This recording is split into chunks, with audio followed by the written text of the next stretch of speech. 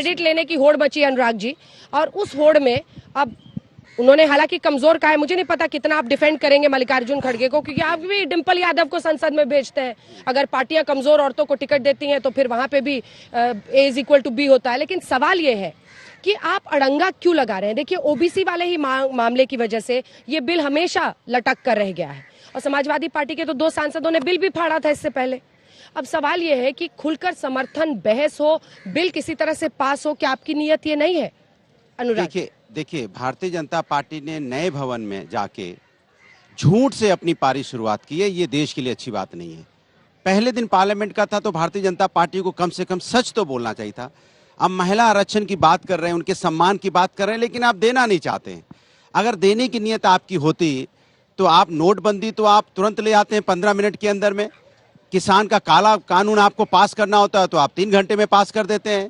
आपको लॉकडाउन लगाना होता है तो आप फट से 20 मिनट में लगा देंगे। लेकिन महिलाओं को न्याय मिलना था, महिलाओं को अपना अधिकार मिलना था, उनको लाभ मिलना चाहिए था 2024 में, तो आपने उसमें 2-3 लाइनें ऐड कर दी कि भाई जनगणना होगी, जनगणना के बाद फिर परिसीमन होगा, फिर परिसीमन के बाद इस पे फिर कार्रवाई होगी। तो इसके मतलब आप क्या चाहते हैं? आप चाहते नहीं महिलाओं को न्याय मिले? अगर ऐसा ही होगा, जनगणना की बात कर ली जाए तो जनगणना अगर जनगणना होगी तो उत्तर प्रदेश के अंदर में अगर 2026 के बाद होगी तो उत्तर प्रदेश में कम से कम 10 सीटें बढ़ जाएंगी, बिहार में 11 सीटें बढ़ जाएंगी, हैदराबाद में जाएंगे तो वहां 8-9 सीटें कम हो जाएंगी, तमिलनाडु में कम हो जाएंगी। तो आप फिर उसके बाद नॉर्थ और साउथ के बीच में झगड़ा लड़ाना चाहते हैं? आप क्या चाहते हैं देश के अंदर में? आप चाहते नहीं देश के अंदर में शांति रहे? मेघवाल जी ने मिसलीड किया शाजिया जी। आप रुक जाइए, आपकी बात हो गई। कहाँ हुई? क्या अब अर्जुन राम मेघवाल ने, प्लीज वेट मिस्टर अनुराग, तो मेरी बात हो तो जाए पूरी, मैं वही पूछूंगा उनसे जो मैं बोलूंगी बीच में। अरे तो मेरी बात पूरी नहीं, मैं अपनी बात क्या अर्जुन राम मेघवाल ने मिसलीड किया जब उन्होंने देश की संसद में खड़ा होकर कहा कि ये बिल पास होगा, कानून बन जाएगा, लागू हो जाएगा?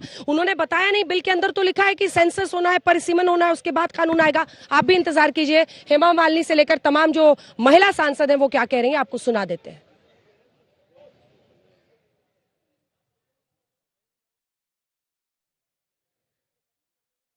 मैं चूंकि एक ट्राइबल स्टेट से बिलोंग करती हूँ, झारखंड से, और झारखंड में ST SC और OBC की अभी पॉपुलेशन है, और चूंकि सिर्फ विमेन रिजर्वेशन होने से जो अपर क्लास की महिलाएं हैं उनको ज्यादा लाभ मिल जाएगा।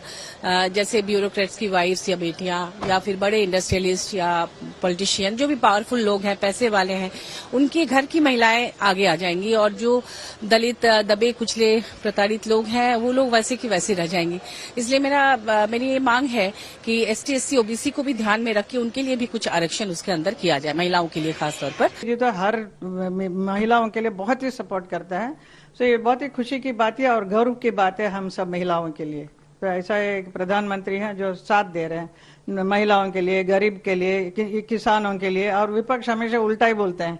तो इतना अच्छा काम कर रहे हैं तो पूरा देश उनके साथ खड़ा है, तो हमें पूरे निस्संदेह वही आगे भी आएंगे, आगे भी पूरा देश को चलाने में उन्हीं का साथ होना चाहिए। जल्दी से धीरेन जी, आपका रिएक्शन।